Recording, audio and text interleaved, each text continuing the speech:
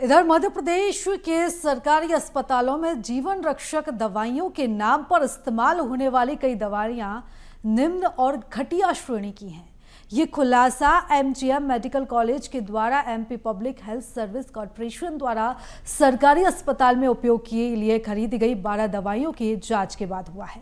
राज्य सरकार ने तत्काल प्रभाव से 9 जीवन रक्षक दवाइयों के उपयोग को प्रतिबंधित कर दिया है। मौत बांट रही सरकारी अस्पतालों की दवाएं, इस पर देखिए हमारी एक खास रिपोर्ट।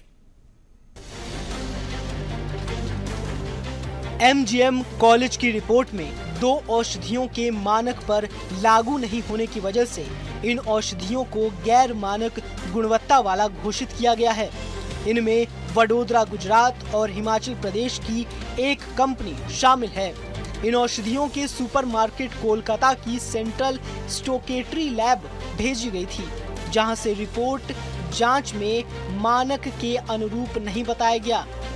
इन इंजेक्शनों का प्रयोग रक्तचाप को बढ़ाने और स्थिर करने के लिए किया जाता था।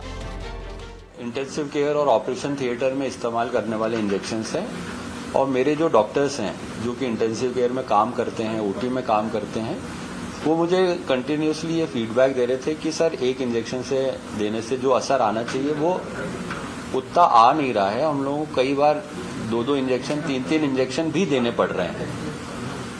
तो चूंकि ये कई दिनों से वो लोग बोल रहे थे, तो हम लोगों ने सोचा कि क्यों ना हम इसकी जो है जांच करवा ले। तो हमारे यहाँ की जो ड्रग इंस्पेक्टर मैडम हैं, उनको हम लोगों ने एक चिट्ठी लिखी, वो फिर यहाँ आई और वो सैंपल्स लेके उन्होंने ये जांचें करवाई।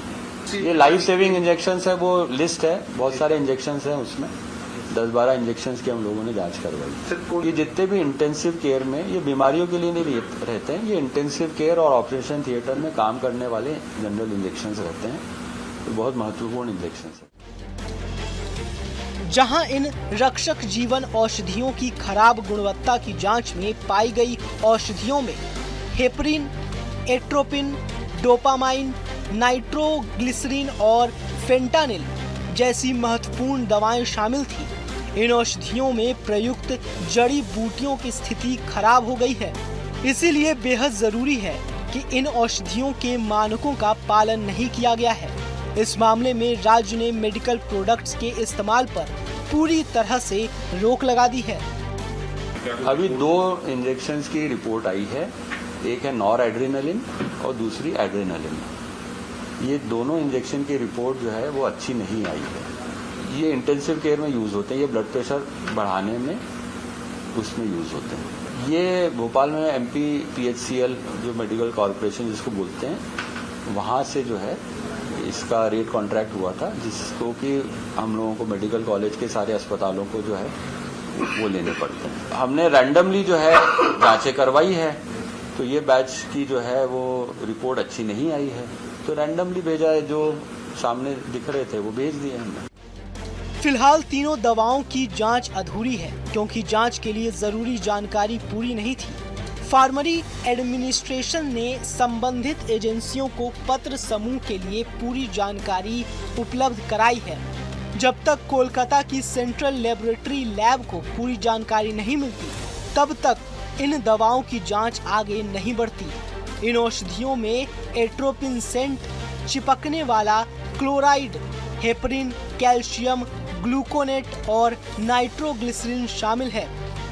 एमजीएस मेडिकल कॉलेज ने सभी विशेषज्ञ और स्वास्थ्य लक्षणों को निर्देशित किया है कि वे इन इंजेक्शनों के इस्तेमाल को रोकें और अन्य चिकित्सकों की सुरक्षा सुनिश्चित करने के लिए भी जांच करें।